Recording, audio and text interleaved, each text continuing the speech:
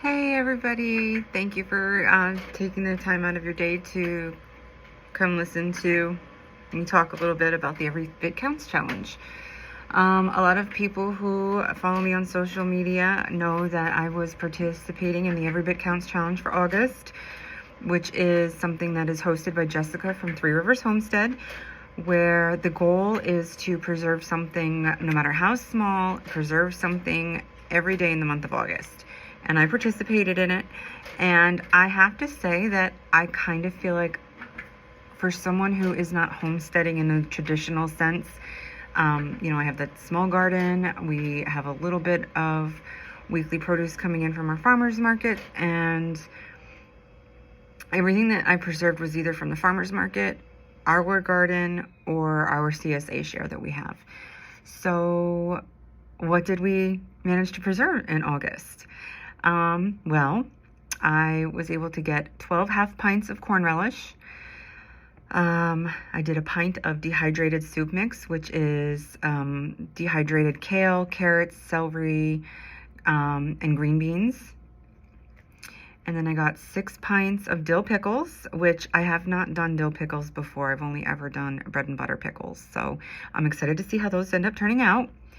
And then I got 20 pints of plain tomato sauce. It's just tomatoes put through the food mill and cooked down and thickened up. And then 6 pints of bread and butter pickles. And I do need to get some more of those up on the shelf because a lot of people really like those. I started making bread and butter pickles last year, and I gifted a lot of them for Christmas gifts to people, and they were a hit. So I need to make sure I have more on the shelf so that I can do the same thing again this year. Let's see, and then 18 half pints of corn. And I know that half pints aren't, they're small, but that's in addition to the half pints of the corn relish that I did. Plus, my family, I have 2 small kids. My husband's doing keto. I don't really eat a lot of starchy vegetables. So a half pint of corn is definitely more than enough. And I actually opened up one of them to go with dinner the other night. And I was actually pretty happy because I was concerned that it would taste funny because sometimes canned vegetables can get a little weird. But the taste was great and the texture was still great. Very firm, very crisp, and very happy with how they came out. So 18 half pints of corn. And then 6 pints of carrots. I haven't done anything with those yet. I'm probably going to put up some more of... I want to open them and use something with them before I decide if I'm going to do more or not. Because carrots are something that are easily accessible to us through the supermarket all year. Yes, I would like to go ahead and have some on the shelf, but I want to see if it's something I would rather dehydrate as opposed to canning. So I need to open those up and use them and see how we like them.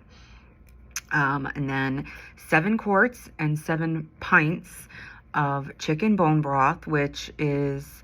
We've already used a bunch of that because I'm trying to drink more broth for the gut benefits and just to get some more collagen into my body. It helps a lot with aches and pains. 6 quarts of peaches, and I have next month's order, or the September order from Azure Standard. I know I go back and forth between getting 1 case and 2 cases of peaches, so I don't know right now. I think I'm just going to get 1 case of peaches. So more peaches will be being put up. And then with the scraps of the peaches, I made 6 half pints of peach pit jelly, which I'm really excited for. In the winter time, we're pretty big on lots of homemade bread with our meals, or even for a meal. My mom and her family grew up eating, we call them muffins. It's just fried bread dough. But it's something that we still eat and enjoy a lot. And so I know that the jams that I've put up will be used throughout the winter on those. Let's see, we got 5 pints of green beans, again, either grown or from the farmer's market. 2 pints of tomato powder. Every time I've processed tomatoes, I have saved the skins and put them in a dehydrator. I have used them to thicken sauces. I've used it as a seasoning on when I make pizza for Adam right now. I'm making his crusts out of ground chicken, and I'll sprinkle some of the tomato skins into that mixture, and it's really, really tasty. So 2 pints of that, and I'm very proud of that because that's like 0 waste, which is awesome.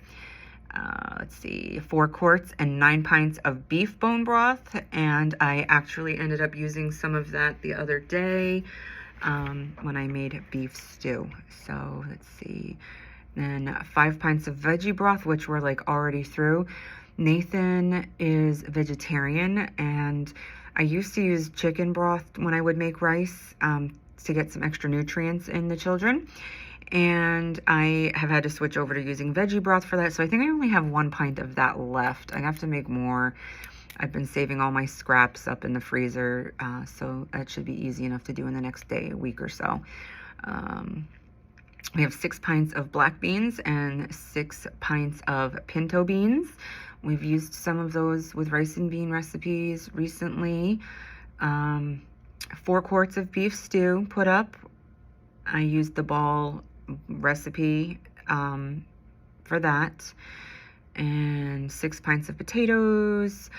And actually, I'm going to be putting up some more potatoes pretty soon because I didn't realize that I bought like 15 pounds of potatoes recently,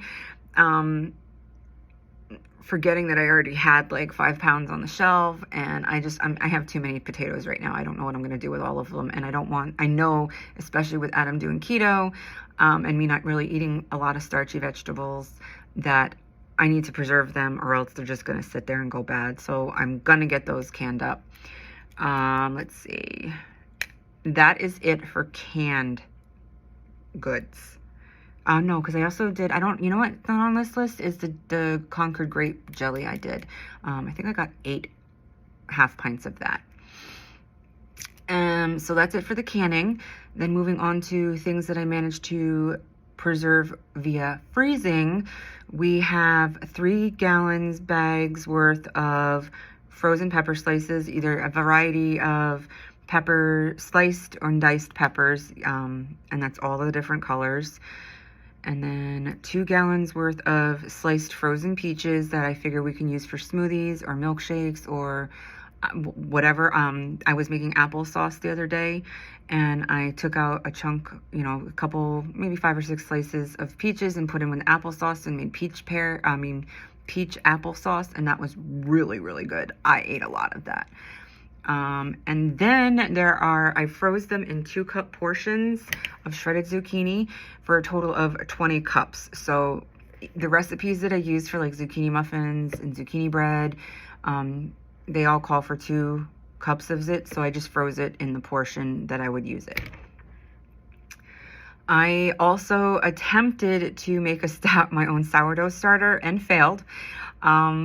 I'm not sure why. I haven't really sat down and done enough research to learn about how it all works to know what might have gone wrong. I just kind of dumped flour and filtered water and fed it, and it's not really doing what I needed to do. So I also, with this challenge, I learned how to dehydrate. I had never used my dehydrator prior to this challenge. I purchased it, I want to say earlier this year, probably with tax return, to go ahead and knowing that I would want to preserve things from my garden. So I learned how to use my dehydrator, and then I also learned how to make mozzarella cheese. I bought a kit that had the enzymes and rennet and everything on Amazon.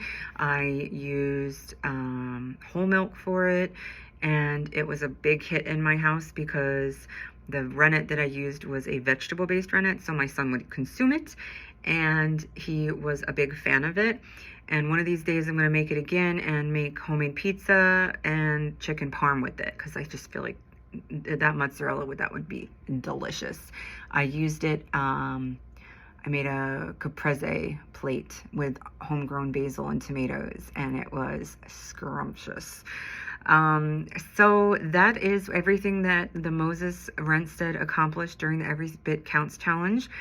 Preservation season is not over. I still have a lot of tomatoes in my garden that aren't ready yet. I still have a lot of carrots, tomatillos, and potentially patty pan squash. I fell in love with patty pan squash after trying it at our farmer's market. And it's a short season crop. Like it only takes 50 to 60 days to be ready. So a couple weeks ago, I planted some seeds just to see, hey, does this end up doing anything for me? And time will tell. So yeah, I am excited to continue preserving, and I am excited to use the things that we've preserved and to share with you guys what we end up doing with them.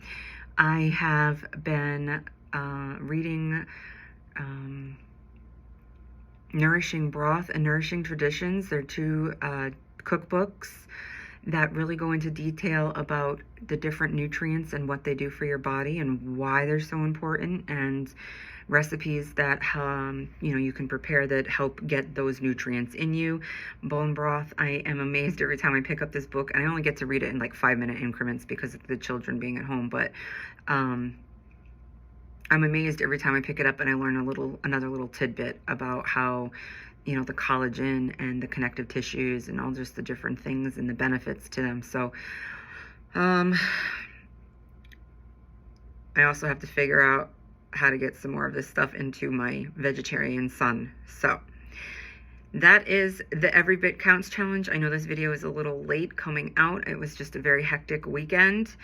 I had the children at home, and I was just trying to, finish up some preservation stuff and kind of get my house in order. And we spent Sunday, we did family day. We have one day a week where the whole family is off together, which is Sundays. I don't work, Adam doesn't work, and the kids obviously are home with us. So we try to make Sundays a very, family-oriented day where we don't really do this kind of stuff. We spend it together doing activities. So that's what we did yesterday.